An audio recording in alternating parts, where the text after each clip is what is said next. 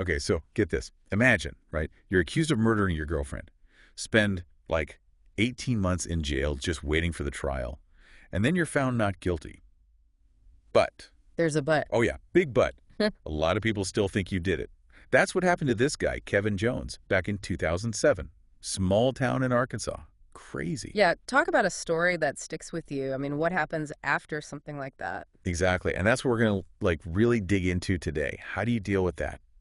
Justice, truth, all that stuff, it gets messy. And we've got court transcripts, interviews with the jurors, even stuff from the investigators. We're going through it all. Sounds intense. It is.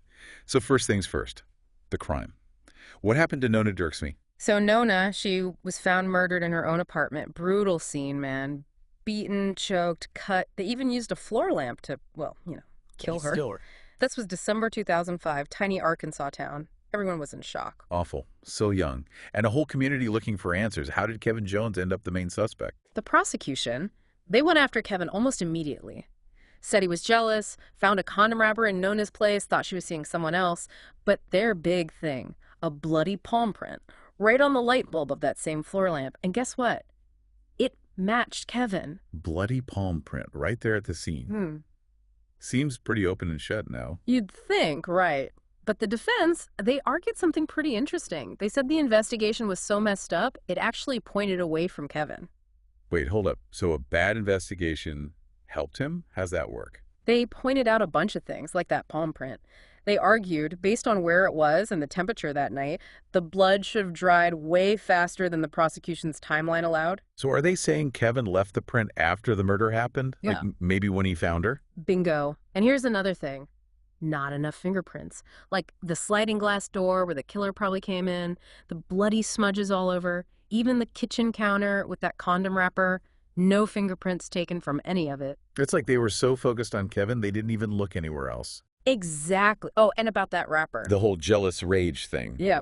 The defense, they tested it for DNA, found male DNA, but not Kevin's. And get this. The cops admitted they never even tested the wrapper themselves. They said they had to choose between fingerprints or DNA, and they went with fingerprints. Which didn't even link Kevin to the crime. Uh. So there was DNA evidence there that could have pointed to someone else, but they just ignored it. That's what the defense argued. And if that wasn't bad enough, there's the whole Nona's cell phone thing. Her phone? What happened there? They found it at the crime scene, but before the defense could even look at it, the detective gave it back to Nona's stepdad. Seriously, why on earth would they do that? Seems like a big mistake, right? And then, to make it even worse, the stepdad, trying to save money, wiped the phone clean. All her contacts, all her data, gone. Before the defense even had a chance. All that evidence, just gone. Texts, calls, who knows what else. It's hard to believe how many things went wrong in this investigation. And the jury. They noticed. These folks took their job seriously. They even recreated the crime scene themselves, trying to figure out how that palm print got there. And you know what? Their first vote heavily leaned toward not guilty. Wow. So they had doubts about the prosecution's case from the beginning. What really stood out to them? Well, a lot of them were really bothered by, the lack of, thorough evidence. The missing fingerprints, the whole condom wrapper situation. It just didn't add up. And some of them felt that in those police recordings, you could tell Kevin was treated really unfairly. The interrogation went on for hours. Yeah, that pressure, it definitely came through. They felt like something wasn't right there. Exactly. They wanted a clear story, something that made sense. And with all those holes in the prosecution's case, they just weren't getting it. So the jury, they weren't convinced. Not guilty. Must have been a huge weight off Kevin's shoulders, right? Oh, absolutely. But here's the thing. Just because you're found not guilty doesn't mean everyone believes it, The real killer was still out there. And that's where this guy, Todd Steffi, comes in. Todd Steffi? Yeah, he was a preacher, but also a part-time police officer. He actually helped out with Kevin's defense, and he really believed Kevin was innocent. Even after the trial was over, he couldn't just let it go. Wow, like a real-life detective story. A preacher with a badge fighting for justice. What'd he do? He decided to keep looking into things, even though officially the case was closed. And then, get this, a few months later, he got this new lead, a burglary case he was working on. A burglary? What's that got to do with Nona's murder? Well, the person who got robbed, they thought it was their stepson who did it, a guy named Gary Dunn. Yeah. And that name, it just clicked for Steffi. Remember how Dunn was a neighbor of Nona's, lived right across the parking lot? Oh, yeah, he was one of the people they looked at early on. But didn't he have an alibi? Yeah, he said he was out shopping with his mom when Nona was killed. Even told the cops he had receipts to prove it. But Steffi always felt like something was off about how they checked those alibis. Like they didn't really dig deep enough. So this burglary, it was a chance to take another look at Dunn. What did Steffi do? He saw a way to get Dunn's DNA, something they never did in the original investigation. Remember that male DNA they found on the condom wrapper? He thought it could be Dunn's. Seems like it. And he went about it in a pretty straightforward way, actually. He just sat down with Dunn and said, "Hey, look, I'm just trying to clear you in this burglary case. Would you mind giving a DNA sample?" And Dunn agreed to it just like that. Yep. Maybe he was cocky, thought they wouldn't find anything. But it does make you wonder, right? Why didn't they already have his DNA? He had a record. That's a good point. Why get a new sample when they might already have one? Just adds to the feeling that the whole investigation was sloppy. But so, Steffi sends the sample off. What happens next? He waits for the results, thinking it'll be pretty quick. But weeks go by, then a month. And then he finds out there's a problem.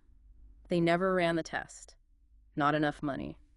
Turns out Kevin's mom, Janice, was the one paying for it. Wow. After everything they went through, having to pay for a test that should have been the state's responsibility, it's just... Yeah, unbelievable. Shows how much they wanted the truth, though. I mean, they were already drained from Kevin's trial. But Janice, she wasn't giving up. Steffi knew it was a tough decision, so he went to talk to her himself. What happened when they talked? They talked about the money, of course, and what it could mean, the risks, but then Janice just said, "Aw, shucks, it's just money." Just money. Chilling words, really. You could tell it wasn't just about the money, you know. It was everything they'd been through, the sacrifices. But she was willing to risk it all for a chance at the truth. And it was a risk that paid off. A few weeks later, the results came back. And what they found, well, it was a real game changer. So what did DNA say? Was Steffi right about Dunn? Oh, he was right, all right. The DNA on that condom wrapper, perfect match to Gary Dunn. No way. The guy who swore he was shopping with his mom, he was actually at Nona's apartment. Yep. And those receipts he said he had, turned out they were from a different day altogether. His alibi, a total lie. So they finally got him. Done. Oh, yeah. With the DNA and the busted alibi, they arrested him for Nona's murder. Man, Kevin and his family, they must have been, I don't know, relieved, vindicated. Totally. But it also showed how close they came to, well, a completely different ending. Without Steffi and Janice, the truth might have stayed hidden forever. Absolutely. But what about Dunn? Did he confess when they got him? Nope. He stuck to his story the whole time, even with that DNA staring him in the face. How could he even try to explain that away? His lawyers, they tried to say the DNA was messed up somehow. Contaminated, planted, who knows. They even suggested maybe he and Nona had, like, a thing, a consensual encounter. That's why his DNA was there. Come on, the crime scene, it was obvious there was a fight. It wasn't some consensual encounter. Right. But the defense, they were just trying to throw enough doubt out there, hoping the jury wouldn't convict. They knew the DNA was strong, so they tried to pick apart everything else. Did it work? Not really. The first trial, the jury couldn't agree. Hung jury. Oh, wow. So what then? Did they just let Dunn go? Nah, they decided to try him again. The prosecution, they were sure they had a solid case and wanted justice for Nona. It's amazing, After all that time, all those twists and turns, they were willing to go through another whole trial. This case, it became about more than just Nona. It was about finding the truth, no matter how long it took, how hard it was. And in the end, the second jury, they found Gary Dunn guilty. Justice served. Finally. It's wild to think Kevin spent all that time locked up for something he didn't do, all because of a bad investigation and people rushing to judgment. It really shows you, how important it is to get things right, to look at all the evidence, not just jump to conclusions. The justice system, it tries to be fair, but sometimes it messes up. Big time. And people like Steffi and Janice, they're the real heroes here. Their determination, their belief in Kevin, that's what made the difference. They wouldn't let Nona's case be forgotten. They kept pushing. And because of that, the real killer was finally held accountable. It's a powerful reminder that even when things seem impossible, the truth can win out. This whole story, it's been quite a ride. Wrongful convictions, messed up investigations, people fighting for what's right. And in the end, The truth does come out. It might take a while, but it gets there. It shows we all got to be paying attention, questioning things, holding people accountable. We all have a part to play in making sure justice is done. And hopefully, stories like Kevin's, they can help make the system better so it doesn't happen again. Couldn't have said it better myself. Well, this case might be closed, but the conversation about justice, about truth, that never ends. Thanks for joining us for this deep dive, folks. It's been a journey. We'll see you next time for another look into the crazy world we live in.